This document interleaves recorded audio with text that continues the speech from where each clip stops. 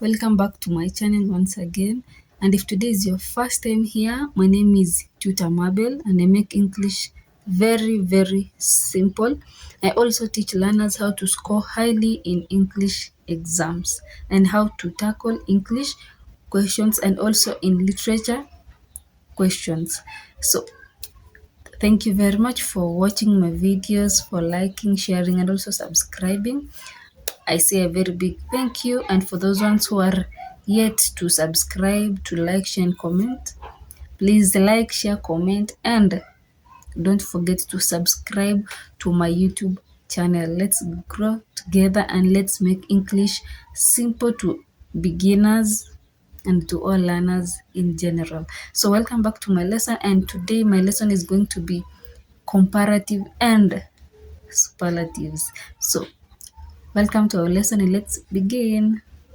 So welcome back once again. As I said earlier, today we are going to discuss comparatives and superlatives. And let's start with comparatives. So comparatives, the definition of comparatives is it is used to differentiate to compare between two things. That's a comparatives. It gives a comparison between two items. It may be things, people, or places, or anything in general. So when comparing between two things, we use comparatives, and we usually use the word than. For example, I can say John is taller than Mike. So in this my example, you can see I'm comparing between two people. We have John and we have Mike. And between these two people, one of them is tall and the other one is short. So I'm going to say John is taller than Mike. So we have seen that we have used than to show the comparison between those two people. Another example, we can say today is hotter than yesterday. Today is hotter than yesterday. So we are comparing between two days. We have yesterday and we have today. So we can say today is hotter than yesterday. So that's the simple definition of comparatives. So after that, let's go next to how do we form comparatives. So number one, we form comparatives by adding er. Number one, we add er. An example, we can say tall, the word tall. So when we want to form a comparative of it, we'll add, it will become taller by adding er. It becomes taller. And then we have small, it becomes smaller. So let's give an example in a sentence. We can say John is taller than Mike. John is taller than Mike. So in that sentence, you can see the word tall. I have added er and it becomes taller, which is a comparative. And we have given a sentence which says John is taller than Mike. And then the number two, the other way of forming comparatives, we can form comparatives by adding are. We add are. When adjectives end with e, letter e, we add are to form a comparative. An example, we have large. That word large, it ends with e. So when forming a comparative, we are going to add are, and it's going to be larger in comparative form.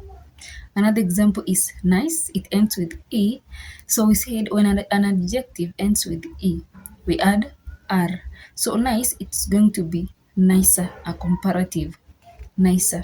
So let's make a sentence in that the car is nicer than that. This car is nicer than that one. So yeah, you have seen the comparative that I have used there, which is nicer. And then number three, we can form comparatives by adding two or more syllables. Two or more syllables. Note these, in long adjectives, we add two or more syllables. For example, we have the word beautiful. So let's form a comparative using the word beautiful. We will say more beautiful. There's no other way you can form another thing. You can say more beautiful or more expensive. So let's make a sentence in that. You can say this dress is more beautiful than. the other one. This dress is more beautiful than the other one. So we are done with the comparatives. Next, let's move to superlatives. So what are superlatives? With your own understanding, what is a superlative? So they are used when comparing three or more things. That's when we use a superlative. They show the highest or lowest degree of something. So, for example, we can say an example in a sentence: Mount Everest is the highest mountain in the world. So that's a superlative. In that sentence, we have used superlatives, comparing three or more things, many things, not two like comparatives. Here we are dealing with superlatives and it's comparing so many things. So after defining superlatives, next we are going to how do we form these superlatives. There's a way that we form superlatives. Number one, we form superlatives by adding est. est. When dealing with short adjectives, we add est. An example, tall, an adjective tall. So let's make a superlative from tall. We can say tallest. We have fast.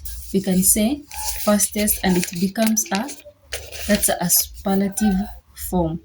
So for example, he is the tallest boy in the class.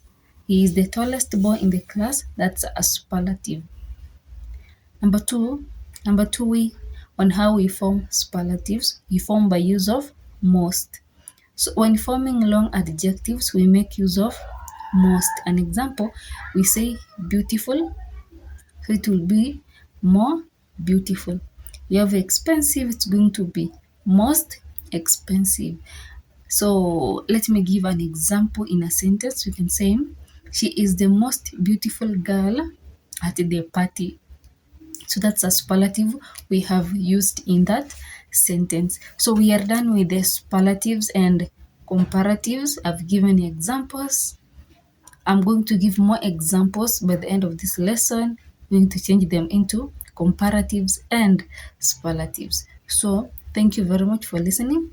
We are done with comparatives and superlatives, and our next subtopic is irregular comparatives and superlatives. So let's begin in that subtopic. So with the irregular comparatives and superlatives, the irregular adjectives change completely. So their forms are different from the original adjectives. I'm going to give an example. Here's the table I'm going to give. You look at this table and you understand the regular and irregular comparatives and superlatives. These are irregular. So for example, we have the adjective good. So the comparative form of good is better and the superlative form is best. Another example, we have little. So comparative form is going to be less and the superlative form is least. So after analyzing all these comparative superlatives and irregular comparatives and superlatives, we are done with our lesson for today. I'm going to give a simple exercise for you to give a trial, and after that, we're going to give answers together. So thank you very much for staying with me in this lesson. It has been a great time being with you. Thank you very much. Don't forget to like, share, comment, and subscribe to my channel. Bye. See you some other time.